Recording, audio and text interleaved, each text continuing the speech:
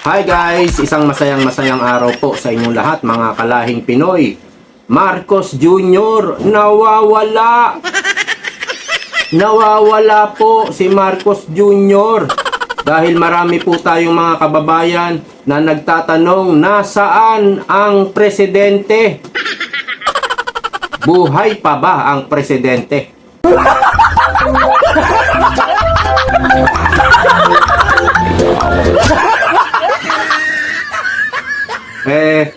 Pinagloloko na naman po tayo Kahapon pa tayo niloloko ng mga media Meron pong inilabas na media o na picture, mga photos. Ang media kung saan ay si Recto ang nag-aala presidente po ngayon. Ayan Pero si Marcos Jr. wala. Nawawala na saan si Marcos Jr. Mayroon pong nilabas na video kahapon. Na-booking naman yung video 2024 pa. Mayroon pang nilabas ang GMA7. May pa-blurry effect pa. Kaya pala binlurred. Nandun yung petsa. 2024 pa. Paldo-paldo na naman siguro ang GMA. Dumating na siguro ang kanilang parcel na maletas na nakasakay pa sa helicopter. Paldo na naman ba? Gawa na naman ang gawa ng fake news. Niloloko na naman ang Pilipinas sa kanilang mga fake news na balita. Ayan ang sinasabi natin. Tuwan-tuwa ngayon ang mga mainstream media. Ayaw umatake sa administrasyon. Bakit? Paldo Paldo. Samantalang nung panahon ni Pangulong Duterte, hindi tinatantanan. ABS-CBN, GMA yan, nagsama-sama sila, sabuatan sila para banatan ang administrasyong Duterte. Pero ngayon, hindi makanti ang presidente ngayon na si Bongbong Marcos. Dahil paldo nga diba? Paldo At bibigyan din natin ng reaksyon itong si Congressman Iricy. Ang ganda po ng kanyang proposal para po maibsan ang kahirapan natin dito po sa langis, sa petroleum products. At ang kampo po ni BP Sara, dumulog na po sa Supreme Court. Ito po hindi naibalita ng mainstream media. Kahapon po dumulog sa Supreme Court ang kampo ni BP Sara, kaya lang hindi naibalita sa TV. Na-post na po ng TV5, pero sa online lang. Sa TV hindi po nabalita. Wala po. Hindi po naibalita. Kasi nga paldo. Paldo sa administrasyon. So yan po ang ating pag-uusapan. Mangyari lang po. Paki-like po itong video ito. Napaka-importante po ng like ninyo. Dahil si AI po, nagtatrabaho po yan Kapag pinanood nyo yung video, tapos hindi nyo naman ni-like, parang ang conclusion ni AI dyan, at yung algorithm ni YouTube, parang, like lang, parang hindi nyo nagustuhan siguro, kaya walang like. So, importante po, bilang suporta naman dito sa ating channel, pindutin nyo po yung like after nyong mapanood. O kaya naman, pag click nyo na rin agad yung like. No? So, ayan po ang ating pag-uusapan. Pero bago tayo magsimula, sabi ko nga, paki-like ang video ito. Like nyo na. At syempre, wag kayong makakalimot na mag-subscribe. Okay. So, yan po ang problema ngayon, Nawawala po ang presidente. At ang ginagawa ng Malacanang, kasabwat ang mga mainstream media, niloloko pa ang buong Pilipinas sa kanilang paglalabas ng mga recycled throwback pictures and videos. No? Tapos, kahapon, mayroon pang sinampahan itong taga-PCO. Mayroon pang sinampahan na nagpapakalat daw ng fake news. Kinangina kayo nga ang fake news No? Bakit hindi nyo na lang iharap si Presidente Bongbong Marcos at mag-live kayo dyan? Sabi, nakaraang balita, nasa Ilocos. Habang nasa Ilocos, hindi raw nagbabakasyon, nagtatrabaho pa rin. O sige na, nagtatrabaho na. Eh, nasaan nga ngayon? Si Recto ngayon ng presidente, oh. Ha? Si Recto. Okay. Nandito po yung ilang picture. O, sandali. Yung video na lang. Nako, wala yata yung video. Wait lang wait lang po. Maganda po ito. Wala yata yung video. Wala po yung video, no? Ito po yung picture. Pero meron pong video sa RTBM, Malacanang, sa channel ng RTBM. Sa Facebook, meron din sa YouTube. Meron silang pinost na video. At dito po, ayan, pa-plus natin sa screen, no? Ito pong report ng GMA News. Teka, ito na lang para maganda. Ayan, nakalagay, GMA News. Doon sa may bilog na red, may arrow. Naka-blurred. Naka-blurred. Ito po yung parte ng video doon sa RTBM Malacanang. Maaring in-screenshot po ito. Tapos binlurred. Pero hindi makakaligtas ang mga fake news na yan sa mga DDS, no? O, basahin natin. GMA News, look, President Ferdinand Bongbong Marcos Jr. Presided over the uplift committee meeting today, April 7, 2026. Okay. Dito, mayroong nakuhang picture. Ayan. Pag sinum in natin,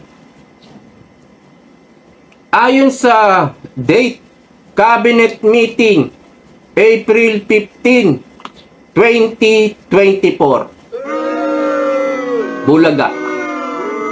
Tito Soto, Nabulaga. Ayan, 2024. Kaya pala, nung ipinost ng GMA, ay blurred. Bakit blurred?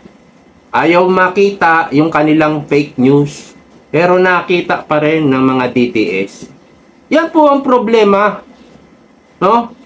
Pinagloloko tayo ng mga ito. Tapos, gusto pa nila sabihin, nagtatrabaho ang Pangulo. Okay, sabihin natin. Walang sakit. Maayos ang Pangulo. Baka nasa ibang bansa lang nagbabakasyon. Yun po ang problema. No? Sabihin natin. Hindi pa siya malubha. Baka nasa ibang bansa lang nagbabakasyon. Pero ito ang ginagawa. Niloloko pa tayo. Sana may makakita sa kanya. Baka nagbabakasyon sa ibang bansa. Sana may makakita. At mabuko. No? Ngayon, pwede rin naman. Baka hindi maganda ang pakiramdam ng presidente. At meron niyang sinabi si Rowena Guanzon. Banggitin lang natin, ano? Pag-ingatan sana si BP Sara sa kanyang mga lakad. Lalo na't anytime ay bigla na lang yan manunumpa. Bakit manunumpa? Tegi na eh. Tegi na yung isa. Kaya hahalili na ang ating Vice President at manunumpa. Maraming pwedeng mangyari, pwedeng mapaaga sa 2028, 2026 ngayon. Pwedeng mapaaga. 'Di ba? Manumpa na ang Vice President. Kaya huwag sana tayong magalit kung mas magiging mahigpit ang security niya. Dapat talagang pangalagaan ng security detail ni BP Sara, si BP Sara. Dahil siya po ang nakatalaga, nahahalili kay Bongbong Marcos. If ever, no? Machukchak Chinese. If ever. Pero wala naman tayong information, wala pa tayong natatanggap na matindi na information kung ano talaga nangyayari sa Pangulo. Bakit siya nawawala? Maaring hindi maganda ang lagay. Hindi maganda ang pakiramdam. No? Itinatago lang. Maari din naman wala sa Pilipinas. Maaring nagbabakasyon sa ibang bansa. Kaya eto ngayon, si Recto, siya muna ang presidente. Syempre gustong-gusto niya yan. No? Ayan, no? Di tignan natin yung ibang picture. Ayan. Ayan, ibang picture. Wala ang presidente, si Recto ang nasa estribo. Estribo ba tawag doon?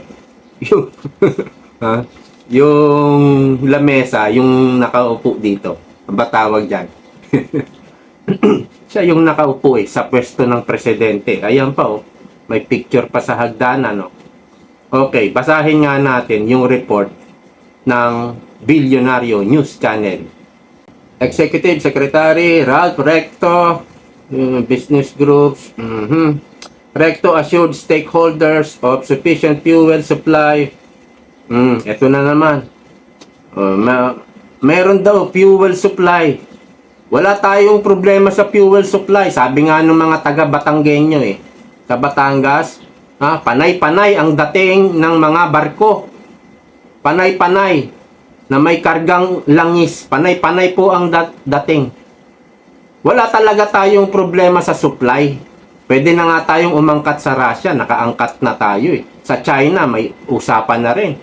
Mag-aangkat na rin tayo sa China. Maraming pwedeng pagkuhaan Kaya yung supply, hindi talaga problema Yun ang dinudot-dot sa atin ang dinudot-dot Ang problema po, presyo. Presyo ng diesel, gasolina, tangke ng gasol. Yan po ang problema. At nagtataasan na po ang inflation. Ang mga pangunahing bilihin nagtataasan na. Yun ang problema. Yun ang problema, yung presyo.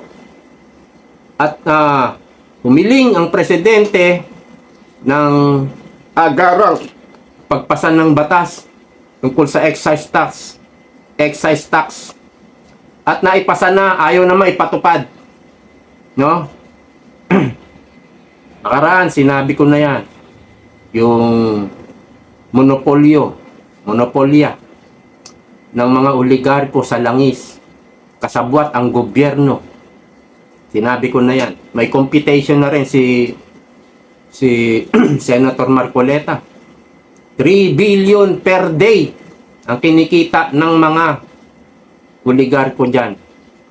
Pati na rin siguro, kasama na rin siguro yung mga small players. Pero 3 billion a day. Magkano sa presidente dyan? At marami pang makukolektang tax dahil sa excise tax at sa VAT. No?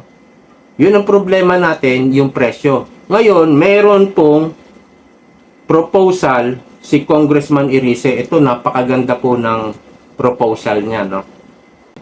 Ang sabi ni Congressman Irice, kahit na bawasan mo yung excise tax, kahit tanggalin mo pa yung 12% VAT, ilan lang ang mababawas? 10 pesos? Sabihin natin 8 pesos, 6 pesos, or 10 pesos mababawas. Magkano na? Papalo na yata sa 165. Hindi rin mararamdaman ito kahit tanggalin mo yung VAT, kahit bawasan mo ng excise tax, kahit mabawasan ng 20 pesos, walang VAT, bawas ang excise tax, ganun din papalo pa rin sa 140 ang diesel at gasolina, mahal pa rin. Ang proposal niya ganito, magkaroon ng price cap na 70 pesos sa diesel. No? Take note, sa diesel. 70 pesos. Bakit sa diesel? Kasi sa diesel, yan po yung sa logistic, ito yung mga nagbabiyahe ng pagkain, ito yung karaniwang ginagamit ng mga negosyante sa pagbiyahe ng kanilang mga negosyo, yung mga truck, diesel po yan Mga panghakot ng kung ano-anong mga produkto, diesel po ang ginagamit kadalasan, no? Yung mga nagninegosyo. Kadalasan diesel. Okay? Sabi niya magkaroon ng price cap at gawing subsidy na lang yung magiging lugi ng mga kumpanya ng langis. So, babayaran niya yung mga kumpanya babayaran ng gobyerno yung mga kumpanya ng langis. Tinatayang 320 sa loob ng 6 months. Ang presyo ng diesel, 70 pesos. Nakalak yan. Hindi na mababago. Okay. Sabihin ng mga may-ari ni Ramon Ang sa Petron, malulugi kami, kailangan namin itaas yan. Kami magbabayad ng lugi nyo. Ang gobyerno. May computation si Erice na 320 billion. Billion po. Within 6 months. So, yun. Pwede ba nating magawa yun? Pwede ba magawa ng gobyerno yun? Ninakawan nga tayo ng trillion eh. Bakit yung 320 hindi natin magagawa? Pwede naman nating ipangutang yan. Napaka-importante po na maging stable ang presyo ng diesel dahil papalo ang ating inflation, pumalo na po sa 4.1%. 4.1%, doble na po, halos doble na ang ating inflation. Pag hindi pa pag tuluyang tumaas ang diesel, hindi naman humihinto sa pagtaas. Pag tuloy-tuloy ang pagtaas, papalo na po ng 5% ang ating inflation, marami nang magsasarang mga pabrika. Kung ipa-price cap mo ang diesel for 70 pesos, diesel lang po hindi kasama ang gasolina. No? Kung isasama mo ang gasolina, siguro another 300 billion. Kaya pa rin ba yun? Kaya pa rin. So sa diesel lang muna, sabi ni Erice, kasi yung diesel talaga ang maraming gumagamit, lalo na mga negosyo. No? Sa logistic, puro mga truck yan eh, karamihan. Malaking truck, maliit na truck, diesel po ang gamit niya. Kaya, yun po ang importante yung diesel. So, 320 billion ang ibabayad sa mga lugi ng kumpanya ng langis. So, napakaganda dahil makikinabang po lahat ng tao. Kapag steady ang diesel, 70 pesos, hindi papalo ang inflation, hindi tataas ang mga bilihin, lahat ng klaseng bilihin. Ngayon nga, nagtaas na eh. Baka bumaba pa. Bumaba pa. Basta pag punta natin sa gasolinahan, 70 pesos lang ang diesel. Bahala na ang gobyernong magbayad sa kanilang lugi. Oh. Yun na yung computation. For 6 months lang po yan ha. So doblihin mo, 320, 640 sa 1 year. Siguro naman sa 1 year, baka maging okay na yung presyo ng langis. Dahil kung wala pong ganyan, no, kung aalisin lang ang ayaw nga paalis ni Lacson eh. Ha, nangihinayang siya sa 230 billion daw nakikitain ng gobyerno. Nangihinayang siya kasi may parte siya ron at 230 billion na yun. Nanakawin lang nila yun eh. May kaparte siya ron eh. O kung ayaw mo alisin ang VAT, Lacson, ano proposal mo? Ano suggestion mo? Walay. Wala. Ang hirap lang sa mga ganyang tao, gusto lang kumontra. Wala namang suggestion. Wala namang alternative na maibigay. Kokontra lang siya. Siguro, may nag-uutos sa kanya. Nasa taas, mga boss niya. Magsalita ka dito, kontrahin mo yan. Sige, ang maleta mo parating na. Ganun po. Tinalakay ko na yan, monopolyo at yung ginagawa ng gobyerno, sindikato, sinisindikato na po ang langis at minomonopoly ng oligarko ang langis. Ang laki po talaga ng kinikita nila rito. Pati ang gobyerno natin. Dahil sa tax. Lalaki ng lalaki yung collection nila ng tax. At dahil malaki kinikita ng mga oligarko, malaki rin yung babayaran nilang tax. Or, baka alam nyo na, bibigyan na lang si Presidente. Halimbawa, alam nyo si Elon Musk, parang 11 billion yata ang tax na binayaran niya sa Amerika. Siya yung pinakamayaman. Sabihin na lang natin, 1 billion ang magiging tax ni Ramon Ang. Halimbawa lang, 1 billion. Mr. President, bigay ko na lang sa iyo 300 million. Huwag mo na ako singilin sa tax. Pwede yun. Oh, pwede yun. Pwede po yun. Ganun po yun. Parang ano lang po yan eh. Tax sa lupa, no? May bentahan na may bentahan ng lupa. E di pag may nakabili na, ililipat na sa pangalan nung nakabili. I-undervalue yung lupa. Alam nyo na siguro yung ina-undervalue. Ibibigay na lang dun sa naglalakad sa sa RD, sa Register of Deeds. Ibibigay na lang yung kumbaga yung under the table. Hindi na ipapasok sa munisipyo yung bayan. Oh. Kunyari, 1,000. Oh, Brad, ito 300. Huwag mo na akong pagbayarin ng 1,000. Ganon po ang nangyayari diyan sa mga oligarko. Kapag nasita, may utang. Oh, bakit ito lang binayaran mo? Ito yung naka-lista kunyari ilang, no? Sa mga binayaran na tax na oligarko. Kulang pa yan, oh, may utang pa ako. Kagaya ni Lucio Tan, lumaki yung utang. Kasi bigay lang ng bigay sa kung kanino, no? Sa presidente, bigay sa kung kanino. Kaya puro utang ang nangyari. Pag upo ni Duterte, ayun, siningil si Lucio Tan. Eh, nanginginig pa nung nagbayad. Totokhang ni Duterte pag hindi nagbayad eh.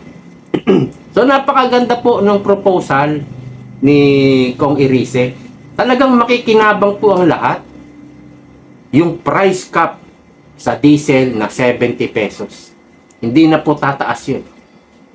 Malulugi ang mga kumpanya. O eto ang gobyerno. Babayaran ang lugi niya. O, di ba? Hindi tataas yung mga bilihin at hindi magsasara yung ibang mga pabrika. Actually, marami na nga yatang nagsara ngayon eh. Magre-research nga ako dyan tungkol sa mga nagsara. Dali naman, i-google yan eh. Kung may mga nagsara ng mga kumpanya, pabrika, dahil sa sobrang taas ng langis, petroleum products. So, napakaganda kung inyong iisipin itong proposal ni Congressman Erice. So, dito naman po sa kampo ni BP Sara na dumulog na sa Supreme Court. At basahin natin ng konti ang report. Ang report ng News 5 Everywhere. BP Sara files petition to halt. Ibig sabihin, pinapatigil. Nagre-request ng TRO ang kampo ni BP Sara sa House Impeachment Proceedings sa Supreme Court. No? Naghain si Vice President Sara Duterte ng petition sa Korte Suprema upang ipatigil ang gumugulong na impeachment proceedings laban sa kanya sa House Committee on Justice. Petition for certiorari and prohibition with urgent application for temporary restraining order, TRO, and or writ of preliminary injunction ang inihain ng bise. Sa isang pahayag, tinawag ng Bicol Sarok, Terry Redon, na misrepresentation of facts at distorted interpretation ng Constitution at prevailing jurisprudence ang paghahain nito. Malinaw niya itong attempt upang imislead ang korte at publiko. Sa Martes, April 14, o take note ha, April 14, nakatakdang ipagpatuloy ang pagdinig. Sa April 14 po, ang balik ng pagdinig sa House panel laban sa Vice. So, meron pang sinasabi itong si Tabingi at si De Lima, no? Ang Vice President nagipit sa Supreme Court, talaga kumakapit. O, yan po ang sabi ni Tabingi na ayan, Akbayan Party list si Percival Sendania. O, ayan po yung bataan ni Risa Hontiveros, Akbayan eh.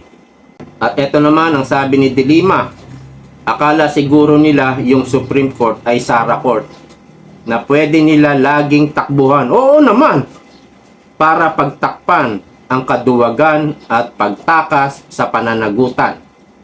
Mamamayang liberal. Alam nyo, lahat po ng mamamayang Pilipino may karapatan. Take note, karapatan. K. Lahat ng tao, lahat ng Pilipino may karapatang dumulog sa kahit saang korte, lalo naman sa Supreme Court. Lahat po tayo may karapatan.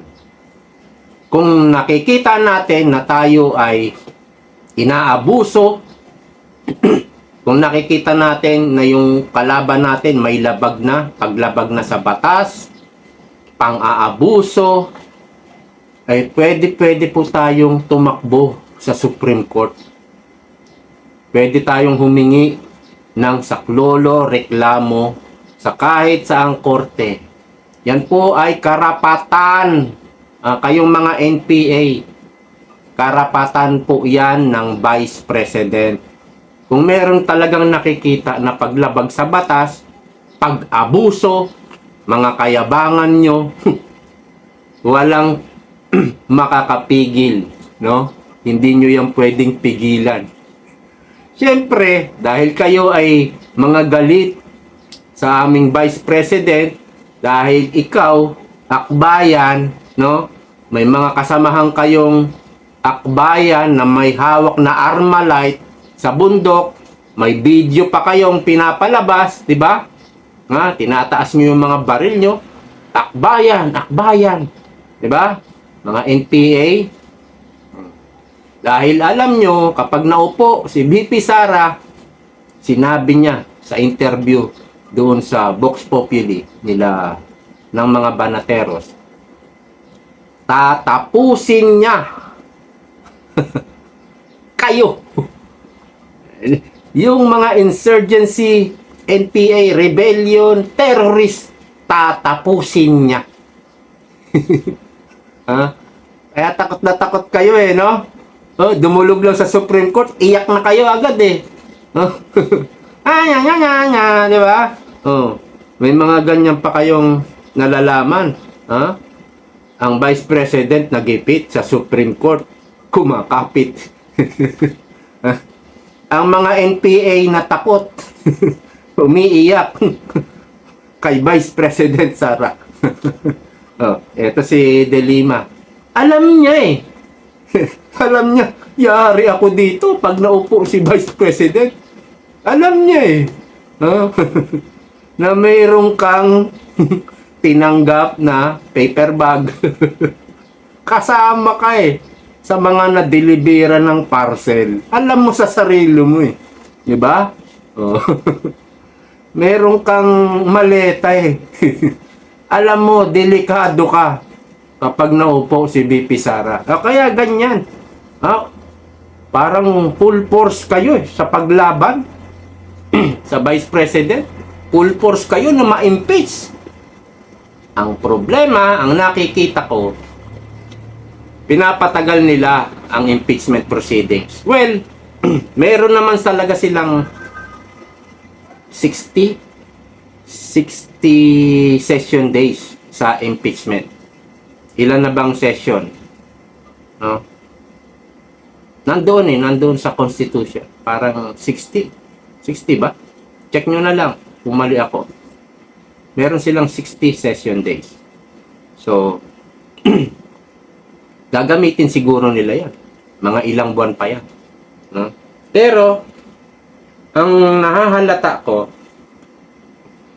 pinatatagal nila dahil wala pa silang numero.